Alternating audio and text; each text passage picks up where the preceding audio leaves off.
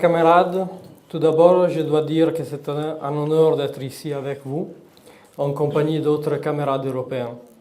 Il est important pour nous, qui avons selon les traditions propres de nos différentes nations, une vision commune de ce qui est la vraie civilisation européenne, de chercher à développer un front commun pour l'Europe.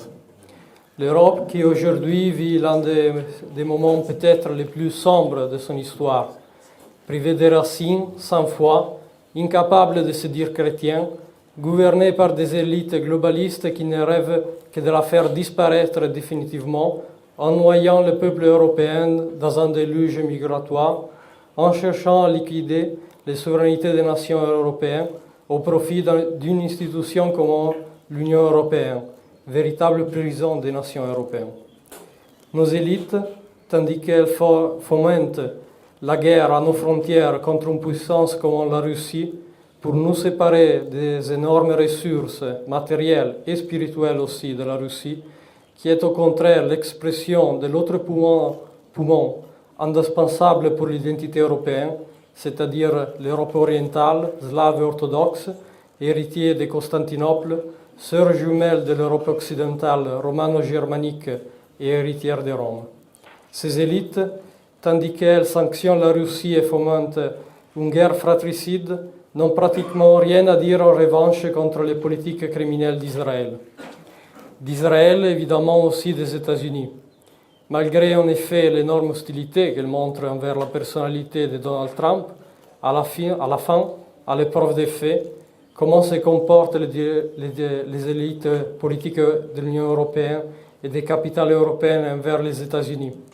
Elles signent des accords pour investir des centaines de milliards d'euros des capitaux européens aux États-Unis.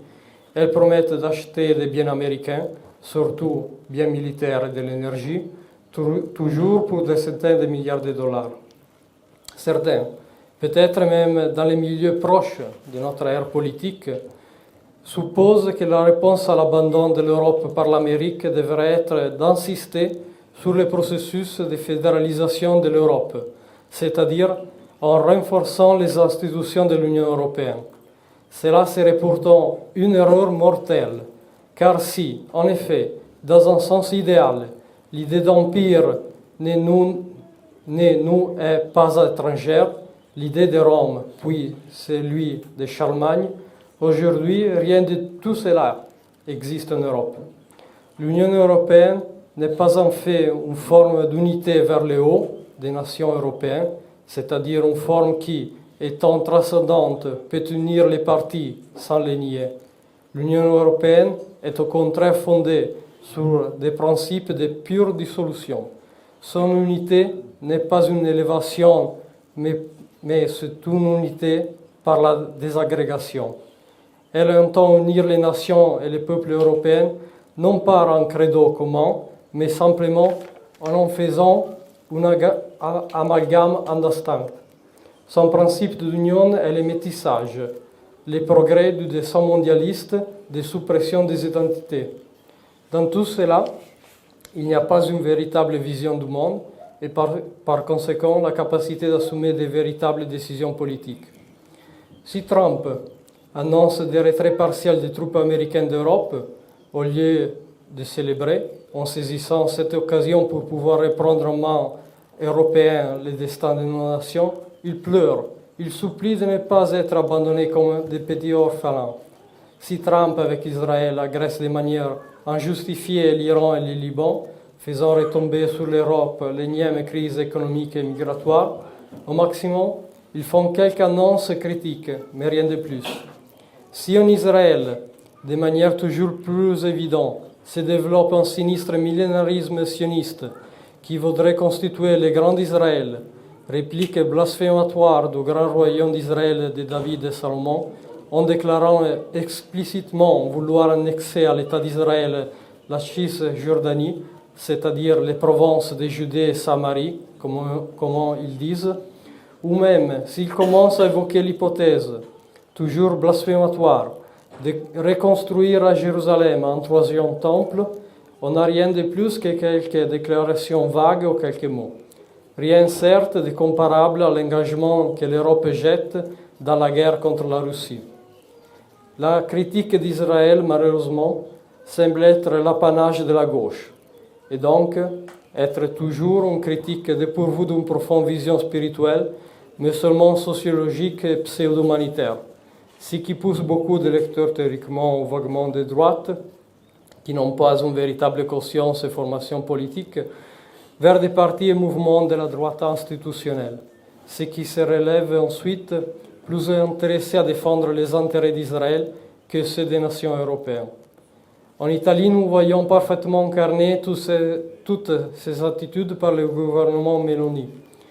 Un gouvernement de soi-disant patriotes et souverainistes, élu avec la promesse de défendre les intérêts souverains italiens, de mettre en place un blocus naval en Méditerranée pour bloquer les flux migratoires, et qui s'est retrouvé au contraire à accueillir plus d'immigrés que le gouvernement de gauche, qui est devenu l'un des principaux soutiens en Europe d'Ursula von der Leyen, et qui a abandonné la tradition politique italienne d'amitié avec la Russie à l'époque de Biden, pour ensuite se retrouver orphelin, abandonné par Trump, et qui freine sous l'hypothèse de sanctionner Israël. D'autre part, l'expérience politique du monde qui en Italie se réfère à Giorgia Meloni ne pouvait finir autrement, exprimant le monde d'une droite, celle autrefois fille du mouvement social italien, éternellement exclue du pouvoir, qui, affamé d'entrer dans les salles du pouvoir, a ensuite fait n'importe quel compromis, n'importe quel acte de diabolisation pour y être accepté. D'élément compétitif du système, cette droite a perdu son identité et est devenue partie du système lui-même. Un philosophe disait, à force de combattre des monstres, on devient monstre. Et ainsi est-il arrivé pour eux. Nous, de la Rete des Patriotes, avec des moyens énormément inférieurs, représentant un réseau de communautés militants autonomes fédérés dans la lutte commune, entendons maintenir vivante une vie militante, une conscience politique différente. Une conscience non conforme qui ne se plie pas au mot d'ordre de l'ennemi, qui conserve comme une sémence pour l'avenir la flamme de notre tradition spirituelle, politique et identitaire. Nous espérons pouvoir contribuer à construire des alternatives politiques par rapport à la situation actuelle, radicaliser les discours politiques, lancer de nouveaux mots d'ordre.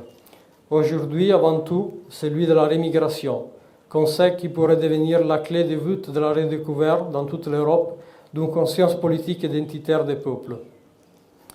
Après avoir dit tout cela, je voudrais souligner combien il est important pour nous de nous retrouver ici à Paris le même jour où nous devions marcher pour rappeler la mort de Sébastien Desieux, c'est-à-dire d'un jeune homme français, européen, mort pour des actions liées à ça, à notre croyance politique.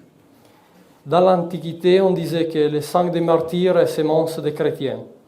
Ainsi, nous aussi, dans la dure tâche de maintenir vivante la flamme de la vraie tradition européenne, devons toujours nous souvenir de nos morts, en les voyant comme des étoiles dans la nuit, fixées dans le ciel pour nous indiquer la voie. Nous savons d'autre part que le dessein de la Providence, aucun sacrifice n'est vain et rien ne sera perdu. Merci.